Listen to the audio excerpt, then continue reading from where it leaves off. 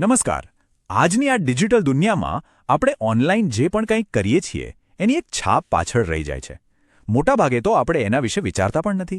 પણ આ ડિજિટલ પગદંડી, જેને આપણે ડિજિટલ ફૂટપ્રિન્ટ કહીએ છીએ, એ આપણા વિશે એક આખી વાર્તા કહે છે. એક એવી વાર્તા જેને કોઈ પણ વાંચી શકે છે. નોકરીદાતાઓ, આપણા સહકર્મીઓ અને કદાચ આખી દુનિયા. તો ચાલો આજે એ સમજીએ કે આ વાર્તાના લેખક આપણે પોતે કેવી રીતે બની શકીએ. જરા વિચારો કે એક સારી નોકરી માટેના છેલ્લા ઇન્ટરવ્યૂમાં પહોંચ્યા છો.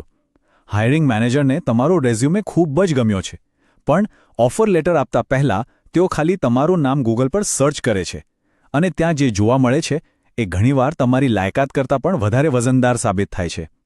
આ કોઈ કાલ્પનિક વાત નથી, આ આજની સચ્ચાઈ છે. આ આંકડો થોડો ચોંકાવનારો છે, પણ સાચો છે. 57% એમ્પ્લોયરોએ એવું સ્વીકાર્યું છે કે એમણે ઉમેદવારના સોશિયલ મીડિયા કન્ટેન્ટના આધારે એમને રિજેક્ટ કર્યા છે. આનો સીધો મતલબ એ થયો કે 2માંથી 1 કરતાં વધુ નોકરીદાતાઓ આપણી ઓનલાઈન પ્રોફાઇલ જોઈને નોકરી ન આપવાનો નિર્ણય લઈ શકે છે.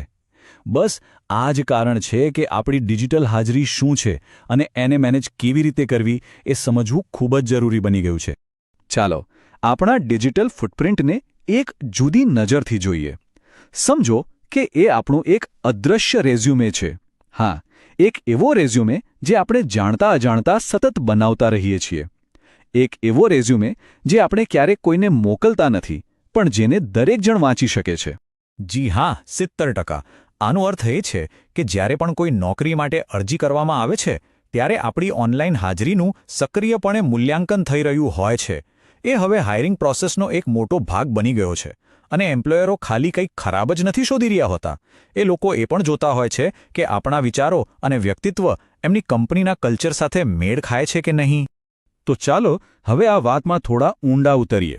આ ડિજિટલ ફૂટપ્રિન્ટ ખરેખર છે શું? એને બરાબર સમજવા માટે આપણે એને 2 ભાગમાં વહેંચવું પડશે. કારણ કે દરેક નિશાન આપણે જાણી જોઈને નથી છોડતા. અને આ જ વાત આખી ગેમને રસપ્રદ બનાવે છે. એકદમ સાદા શબ્દોમાં કહીએ તો આ એ ડેટાનો રસ્તો છે જે આપણી ઓનલાઈન પ્રવૃત્તિઓ પાછળ છોડી જાય છે. એને એક ડિજિટલ પડછાયા જેવું સમજો. આપણે ઓનલાઈન જ્યાં પણ જઈએ એ આપણી પાછળ આવે છે અને આપણે જે કંઈ પણ કરીએ છીએ એનો રેકોર્ડ રાખે છે. જો આપણી આ ડિજિટલ છાપ 2 પ્રકારની હોય છે. એક છે સક્રિય ફૂટપ્રિન્ટ, જે આપણે ઇરાદાપૂર્વક જાણી જોઈને બનાવીએ છીએ, અને બીજું છે નિષ્ક્રિય ફૂટપ્રિન્ટ, જે આપણી જાણ બહાર જ પાછળ રહી જાય છે. ચાલો આ બંનેને જરા વધારે વિગતમાં સમજીએ. આપણું સક્રિય ફૂટપ્રિન્ટ એટલે એ બધી જ માહિતી જે આપણે સભાનપણે ઓનલાઈન શેર કરીએ છીએ, જેમ કે ફેસબુક પર પોસ્ટ કરેલા ફોટા, ટ્વિટર પર લખેલા વિચારો, કોઈ બ્લોગ પર કરેલી કમેન્ટ્સ અને લિંક્ડઇન પર આપણી પ્રોફાઇલની માહિતી. આ એ ભાગ છે જેના પર આપણો સીધો કંટ્રોલ હોય છે. હવે વાત કરીએ નિષ્ક્રિય ફૂટપ્રિન્ટની, જે થોડું જટિલ છે. આ એ ડેટા છે જે આપણી જાણ વગર જ ભેગો થતો રહે છે. જ્યારે આપણે કોઈ વેબસાઇટ ખોલીએ ત્યારે કૂકીઝ જેવી નાની ફાઇલો આપણી એક્ટિવિટીને ટ્રેક કરે છે. આપણું આઈપી એડ્રેસ, જે આપણા ડિવાઇસનું ઓનલાઈન સરનામું છે, એ આપણું લોકેશન પણ બતાવી શકે છે. મોટાભાગે આ ડેટાનો ઉપયોગ જાહેરાતો બતાવવા માટે થાય છે, પણ એનાથી આપણી એક ડિટેલ્ડ પ્રોફાઇલ પણ બનતી જાય છે. સારું, તો હવે આપણને ખબર છે કે આ ડિજિટલ ફૂટપ્રિન્ટ શું છે. પણ સવાલ એ છે કે એના પર કંટ્રોલ કેવી રીતે મેળવવો? ચિંતા ન કરો, એના માટે એકદમ પ્રેક્ટિકલ રસ્તો છે. ચાલો એક 5 સ્ટેપની પ્રોસેસ જોઈએ, જેનાથી આપણે આપણી ઓનલાઈન ઇમેજનું એક રીતે ઓડિટ કરી શકીએ. આને આપણી ઓનલાઈન પ્રતિષ્ઠા માટેનું એક હેલ્થ ચેકઅપ સમજી લો. જેમ આપણે કોઈ લોન માટે એપ્લાય કરતા પહેલાં આપણો ક્રેડિટ રિપોર્ટ ચેક કરીએ છીએ, બસ એ જ રીતે કોઈ નોકરી માટે અરજી કરતા પહેલાં આપણું ડિજિટલ ફૂટપ્રિન્ટ તપાસી લેવું જોઈએ. જ્યારે પણ પોતાની જાતને ગૂગલ કરો, ત્યારે એક વાત ખાસ યાદ રાખજો: હંમેશા પ્રાઇવેટ અથવા ઇનકોગ્નિટો મોડનો ઉપયોગ કરજો. આનાથી શું થશે? તમને એ જ રિઝલ્ટ દેખાશે જે કોઈ અજાણી વ્યક્તિને દેખાય છે. તમારા પર્સનલ રિઝલ્ટ નહીં. તમારું પૂરું નામ, તમારા ઉપનામો, બધું જ કોટેશન માર્ક્સમાં લખીને સર્ચ કરો. આપણી પ્રાઇવસી સેટિંગ્સ તપાસવી બહુ જરૂરી છે. પણ એક વાત ગાંઠ બાંધી લેજો: પ્રાઇવેટનો મતલબ અભેદ્ય નથી હોતો. આપણા મિત્રો પણ આપણી કોઈ પ્રાઇવેટ પોસ્ટનું સ્ક્રીનશોટ લઈને શેર કરી શકે છે. એટલે સૌથી સારો રસ્તો એ જ છે કે એવી કોઈ વસ્તુ ઓનલાઈન મૂકવી જ નહીં જે આપણે કોઈ સંભવિત એમ્પ્લોયરને બતાવવા ન માંગતા હોઈએ. હવે માની લો કે તમને કોઈ એવી વસ્તુ ઓનલાઈન મળી જે તમે હટાવવા માંગો છો પણ તમારા હાથમાં નથી, તો તમે વેબસાઇટના માલિકને વિનંતી કરી શકો છો.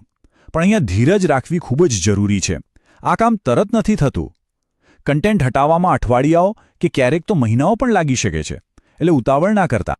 આ સમયરેખા જુઓ એ સ્પષ્ટપણે બતાવે છે કે આ પ્રોસેસ લાંબી ચાલી શકે છે. પહેલાં તમે વિનંતી મોકલો, પછી ફોલોઅપ કરો, પછી સાઇટ એની સમીક્ષા કરે છે. આ બધામાં સમય લાગે છે, એટલે વાસ્તવિક અપેક્ષાઓ રાખવી બહુ જરૂરી છે. આ ઓડિટ આપણે જાતે પણ કરી શકીએ છીએ, જેમાં ફક્ત આપણો સમય જશે. પણ જો કોઈ ગંભીર સમસ્યા હોય તો પ્રોફેશનલ મદદ પણ લઈ શકાય છે. એ લોકો ડીપ વેબ એટલે કે ઇન્ટરનેટનો એ ભાગ જે સર્ચ એન્જિનમાં નથી આવતો અને ડેટા બ્રોકર સુધી પણ પહોંચી શકે છે. સારું, તો ખરાબ કે નકામી વસ્તુઓ હટાવવી એ તો માત્ર અડધી લડાઈ જીતવા બરાબર છે. એ પછીનું કામ છે સક્રિયપણે એક સારી ઓનલાઈન હાજરી બનાવવાનું. એટલે કે હવે ડિફેન્સમાંથી બહાર આવીને અટેક કરવાનો સમય છે. આ એક બહુ જ મહત્વની વાત છે. જો આપણે ખાલી નેગેટિવ વસ્તુઓ ડિલીટ કરી દઈએ તો આપણું ઓનલાઈન ફૂટપ્રિન્ટ લગભગ ખાલી થઈ જશે. અને ક્યારેક કોઈ જ ઓનલાઈન હાજરી ન હોવી એ પણ નેગેટિવ હાજરી જેટલું જ ચિંતાજનક બની શકે છે. એમ્પ્લોયરોને કદાચ એવું લાગે કે આપણે કંઈક છુપાવી રહ્યા છીએ. તો આપણે કરવાનું શું છે? આપણે પ્રોફેશનલ વાર્તા કહેવા માટે સકારાત્મક કન્ટેન્ટ બનાવવાનું છે. એક પ્રોફેશનલ વેબસાઇટ બનાવી શકાય. આપણી લિંક્ડઇન પ્રોફાઇલને હંમેશા અપડેટ અને સંપૂર્ણ રાખવી જોઈએ. આપણી ફિલ્ડ સાથે જોડાયેલા સારા લેખો અને વિચારો શેર કરવા જોઈએ. આ બધું મળીને એક પ્રોફેશનલ અને સક્ષમ ઉમેદવારની છાપ ઊભી કરે છે. આખી વાતનો સાર એ જ છે કે આપણી ડિજિટલ હાજરી પર નિયંત્રણ રાખવાની શક્તિ અને જવાબદારી બંને આપણી પાસે જ છે. ચાલો આ વાતને અંતિમ રૂપ આપીએ.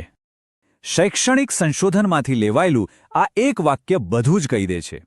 ટેકનોલોજી કંપનીઓ અને સરકારી નિયમો પોતપોતાની ભૂમિકા ભજવે છે, એ સાચું, પણ આખરે તો આપણી ડિજિટલ પ્રાઇવેસીની સુરક્ષા આપણા પોતાના જ હાથમાં છે. આપણે શું શેર કરીએ છીએ અને ઓનલાઈન કેવું વર્તન કરીએ છીએ એના વિશે આપણે જાગૃત રહેવું પડશે.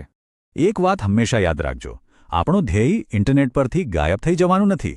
આજના સમયમાં એ શક્ય પણ નથી અને કદાચ શંકાસ્પદ પણ લાગે. સાચો ધ્યેય એ છે કે જ્યારે પણ કોઈ આપણું નામ સર્ચ કરે ત્યારે એમને જે વાર્તા જોવા મળે એ સાચી હોય, પ્રોફેશનલ હોય અને સૌથી અગત્યનું એ આપણા દ્વારા નિયંત્રિત હોય. આપણી ઓનલાઈન વાર્તા આ જ ક્ષણે લખાઈ રહી છે, ભલે આપણે એમાં ધ્યાન આપતા હોઈએ કે ના આપતા હોઈએ. તો સવાલ એ છે કે શું આપણે એનું નિયંત્રણ બીજા કોઈના હાથમાં છોડી દઈશું કે પછી આપણે પોતે જ એના લેખક બનીશું? પસંદગી આપણી છે.